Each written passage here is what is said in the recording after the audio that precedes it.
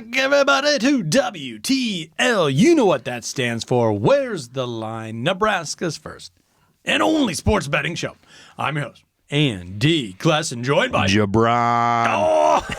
Oh, the Parlay Pounder. You got it. We're back. Woo, yes, and we've been talking NCAA basketball. None now but. we need to talk a little bit more Yes. March Madness because the Final Four is set. Yes. We got North Carolina State, the 11 seed, the Cinderella story is repeating itself, taking on the 1 seed, the Purdue Boilermakers, looking like they are a team of they are on a mission. That is a tip-off at 5:09 on TBS. They're going to be down in Glendale, Arizona at State Farm Stadium, followed up by Alabama, who's shooting lights out. They've been shooting lights out the entire tournament. They will outscore you, the Crimson Tide will, but they are running into another juggernaut, a 1 seed, overall 1 seed.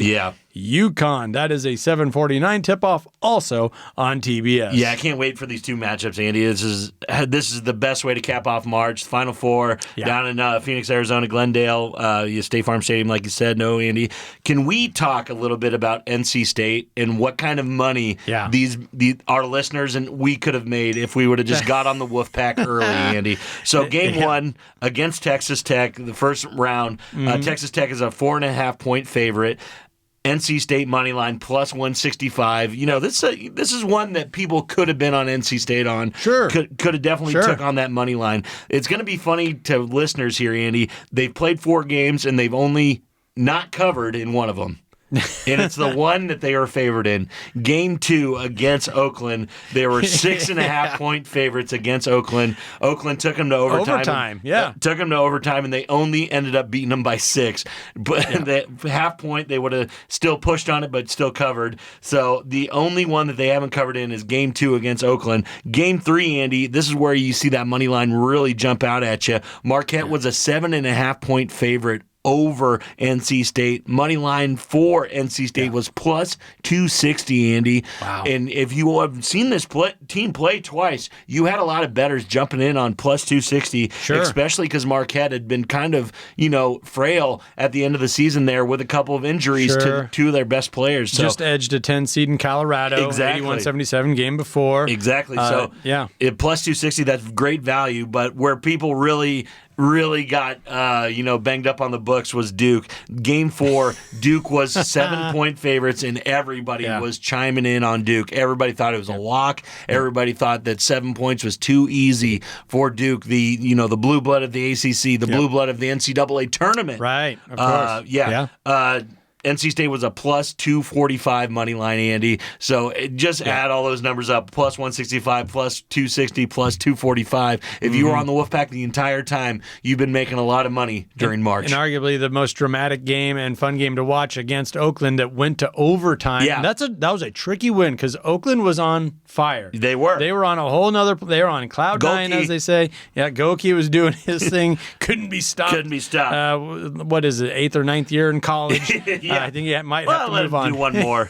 Why not? Yeah. That Elite 8 game, you mentioned it, with Duke. Yeah. Produced the largest audience for an Easter Sunday telecast in 11 years.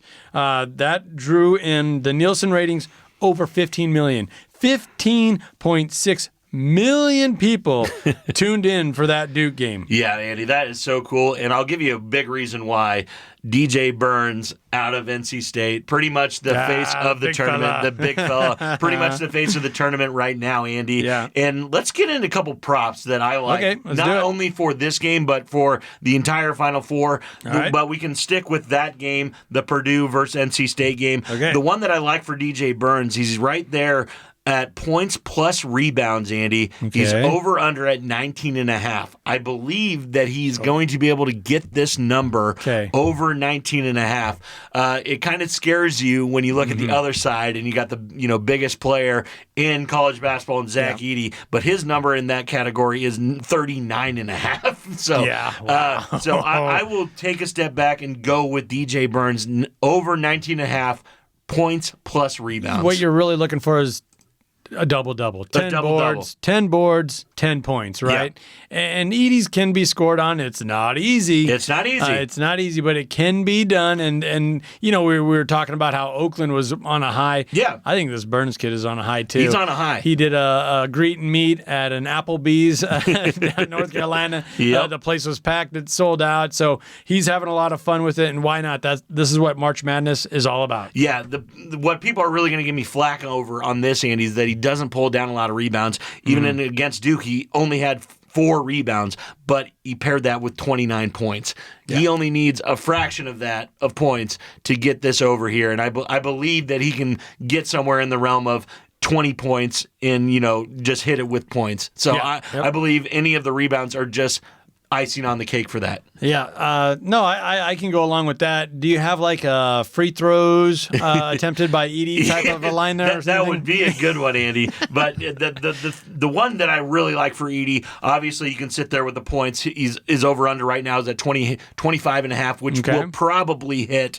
But the big one that I really like for Zach Edey that I've been riding all tournament long, Zach Edey over 13.5 rebounds. The prop is heavily weighted to the under, which is at minus 125. But for the over, it's minus 105.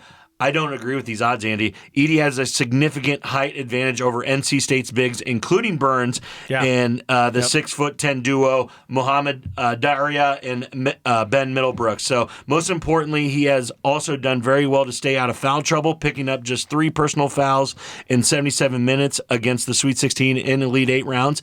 Edey averages 12 rebounds per game and has gone over this total in all 4 tournament games, Andy, this year. With no near of his size opponents, he should be able to collect 14 plus boards on Saturday night. And I like that Big Ten pedigree. No doubt. You do feel we talked a lot about the Big Ten for good reason, right? The Huskers, Iowa, Wisconsin, and we also talked a lot about the Big East.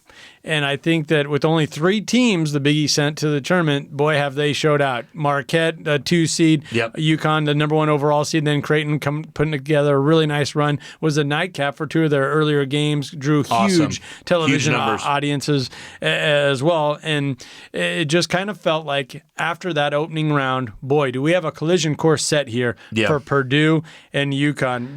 Like them, love them, hate them. Dan Hurley, be awesome. When he was that the first round game or the second round game where they were winning by like 28 points. He's like, we're not playing good enough. We're not playing good. Like, what are you talking about? What are you talking about, man? You're up by 30. Yeah. Yeah. Jeremy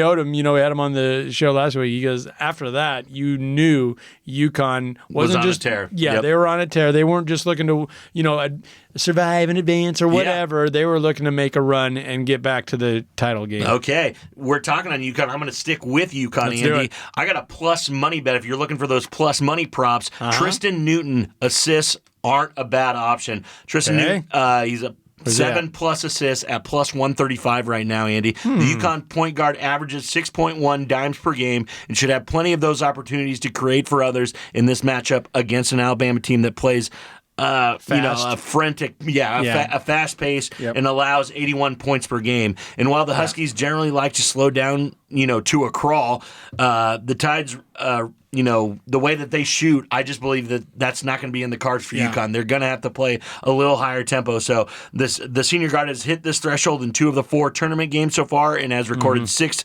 games with double-digit dimes this season. So I wouldn't hate throwing some spare change on his 10+ assist prop, which is all the way up at plus 750. So I like that as well. That. Sprinkle that a little bit. Yeah, in Alabama, regardless of what UConn throws at them defensively, they're still just going to put their head down and run. They're going to do what they do. They're going to launch 3 balls. They're going to launch them in a hurry. It's going to create shot opportunities, assist opportunities for Newton. I kind of like both of those props.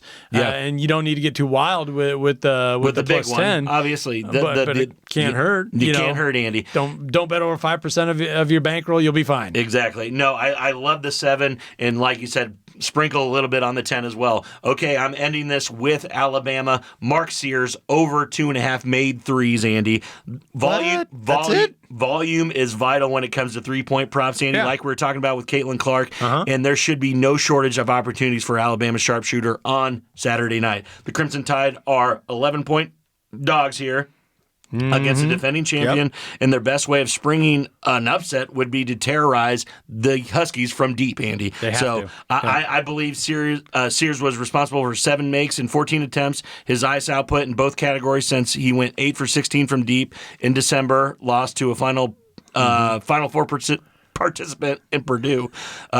The senior guard will surely attract plenty of attention from UConn's defense, but he is the best player on the team and will likely go out firing. Back Sears to make at least 3 threes as your that's one of my best bets of this round. No, and a lot of folks are talking, you know, whether you like North Carolina State and you love the run, you love the story, and you think they could win, you still got to kind of look at Alabama as one of the 2 underdogs. Yeah. And just the fact that they can get hot, and they have been hot, and they are a team of shooters, offensively minded, that gives them that puncher's chance. No doubt. And Sears is going to have to be a big part of that.